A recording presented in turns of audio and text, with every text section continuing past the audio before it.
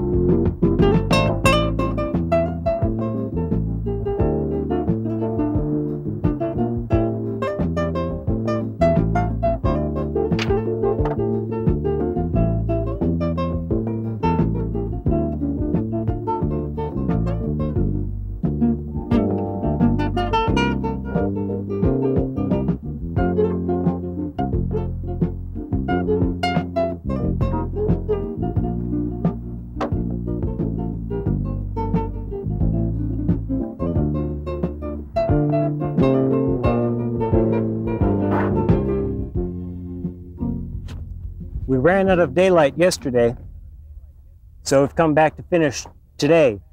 Sue had business in Tulsa that she couldn't get away from, so I'm here to finish up. We got most of the hard work done last night, so I should be able to handle it.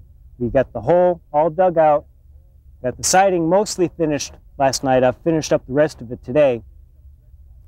One of the most important things you want to do on these framings, remember that this is a permanent bed, and you're not going to be able to get in there after it's finished and do much adjusting. So make certain you've got it level and all the corners square before you start backfilling it, because it'll be just about impossible to straighten it out afterwards. What we've done so far, the framing's done, and now I'm halfway through getting the galvanized hardware cloth in to keep the rodents out. Now, first step I've done on this half, backfilled with soil up to the level of where we want the hardware cloth to be. And I've gotten half of the cloth in here so far. I would have liked to have had a 5 or 6 foot wide piece of hardware cloth so it could go unbroken from one edge down and up to the other, but it wasn't available. So the next best thing, we've gone to 2 pieces of 3 foot wide hardware cloth. And what we've done is run a pressure-treated 2x2, the full length of the bed in the bottom. This way we can overlap both pieces of hardware cloth in the middle. We'll come back with another piece of pressure-treated 2x2 and lay that on top and nail them together to make a sandwich so that it's very tight and nothing can get in from that seam on the bottom. Also, once we've gotten both pieces of hardware cloth in and the bottom done, we're going to come back with 1x2s around the upper edges to hold this top part of the screening tight against the wood so that the screening doesn't pull out, and also so that nothing can sneak up underneath it. Right now we just have it tacked with a few staples just to keep it in place. We'll come in with that 1x2 and some galvanized nails to hold it in place permanently. So now we're on to the next step. I'm going to fill up this half with soil up to the level of this bottom board. Put the other screen in. I'm going to tack it on the top first, then form fit it down, then staple it to the middle. Then we'll come back with our 2x2 on this seam and our 1x2. Then we'll be just about done with the actual construction part of our bed.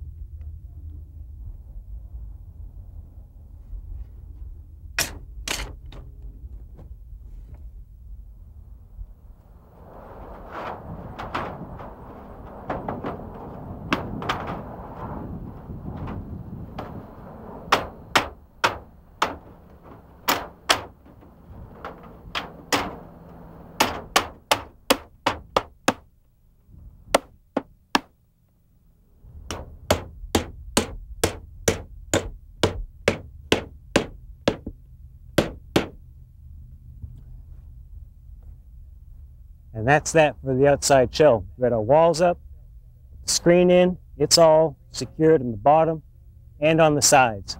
Now our next step is to backfill our bed with our soil. And since we've got it all dug out and we have the access to it, we're going to put in about a 4 or 6 inch layer of our soil. And we've got all this nice compost, so we're going to put in a layer of soil, put on a layer of about 2 or 3 inches of compost, mix that up, and keep layering it and mixing it in, just like we did on the raised beds. Anything that we can do to get this soil in good shape while we've got it out and we can mix it up easily, we're going to be miles ahead when we actually get around to planting and growing things in this bed. 3 cart loads of compost and several hours of digging later, and we've gotten to this point. You may be wondering why all of our bulbs are lined out on this side of the string and there's nothing in this strip here.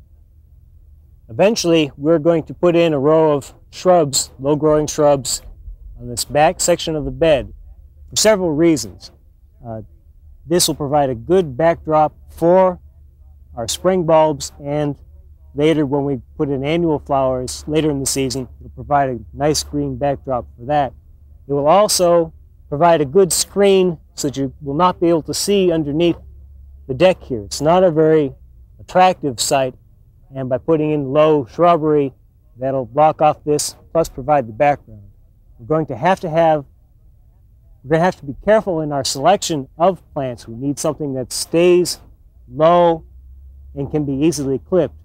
That dwarf Japanese holly we showed earlier, or one of the smaller types of euonymus, is probably just what we need, but we'll get to that later. Now, after you've gotten your bulbs home, you need to get them arranged in your bed. We've got a fairly large bed here. When you buy your bulbs, make certain to make a note of what kind they are, number one, and also their height and their time of blooming. You want to arrange your bulbs so that you don't have all of the tulips in one end and all of the daffodils in the other. That way you'll get a big bunch of bloom here followed by a big bunch of bloom there. Scatter your tulips out over the length of the bed, same way with your other bulbs. This way you'll get bloom throughout the bed, throughout the season. Also, make certain to have your taller bulbs in the back so that they don't get in the way of anything behind them. If your taller bulbs in the back, your shorter ones like the crocus in front. That way no one tries to upstage each other. You can get to and see everything. One point on selecting bulbs, which we didn't mention earlier, is when you're buying daffodils, very often you'll see reference or hear about double-nosed bulbs. And what this means is that the bulb has developed two bulbs instead of just one. Now these are basically, you're getting two for the price of one. This one here is a four-nosed bulb. You have four bulbs all connected at the base. Now these larger bulbs and several nosed bulbs are a premium bulb, and you should expect to pay a premium price. But like the larger tulip bulbs, they are definitely worth the extra money. Keep in mind when you're selecting your bulbs, be looking for size and for the time of season. Also keep in mind the relative size of the flowers as it will determine the number of bulbs that you want to get. Now 5 tulips or 5 daffodils make a sizable clump. It looks good, but 5 of these little tiny species crocus in a bed this size are totally lost. So you need to keep a sense of scale and keep that in mind when you're buying the bulbs. For the crocus, you're going to need more in the order of 20 to 25 bulbs in a grouping to make a good enough statement and splash of color to really be noticeable. 5 is probably about the minimum for your larger bulbs. You can make a moderate grouping with 4. By the time you get down to 3 bulbs, especially with a bed this size, there just isn't enough color there to really be in the proper scale. 5 is the minimum. Larger numbers work fine. You just have a larger splash of color. When you're laying them out, don't just put them in squares next to each other, having little blocks of color. It's best if you can try and imagine kind of sweeps of color. Have them in odd shapes and in curving shapes. It's probably best, you can try working it out on paper. I have trouble visualizing a flower bed just looking at it on paper. What I like to do is what I've done here, is get the bulbs and set them out in their groupings. This way I can step back and look, make certain that I've gotten all of the tulips, all the hyacinths and the daffodils spread out. I can double check with the variety descriptions that we picked up with the bulbs, make certain that the heights aren't going to conflict. It's much easier for me to visualize it this way, and I can make rearrangements before I actually get around to planting. Now you'll notice I have bare spots left in here every once in a while, and this is on purpose.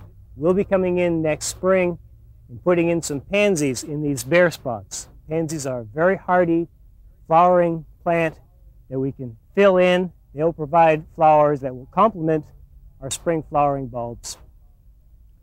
And that's what these bare spaces are for. Now our crocus are in front. They'll be blooming first. As they start going by, we'll begin to interplant with some summer flowering annual flowers, such as your vinca, your periwinkle, marigolds. And as the rest of the spring flowering bulbs go by, we'll also be interplanting them. So over a course of time, this garden will be phasing from a spring flowering bulb garden, gradually coming into a summer flowering annual garden. So we can have color in this bed all year, not just spring. By selecting the bulbs with a wide variety of seasons, we can have all through the spring. And then by interplanting with the summer flowering shrubs, we can continue that color into the summer. Now for fertilization, our bed here has been prepared with quite a bit of compost, so we're not going to worry about putting any fertilizer in here. Our soil is also very high in phosphorus. Traditionally, you will see high phosphorus fertilizers like bone meal or superphosphate sold along with bulbs. Usually, if you need that fertilizer, you will dig the hole, put a teaspoon or tablespoon into the bottom of the hole, dig that in, and then put the bulb on top of that, and then cover up with the soil. Now the rule of thumb is to plant them 3 times their diameter deep and then cover them with soil. These bulbs will be developing roots and getting a chilling requirement over the winter, so next spring they'll be established. The earlier you can get these in, the better. We're going to start planting with our tulips at this end.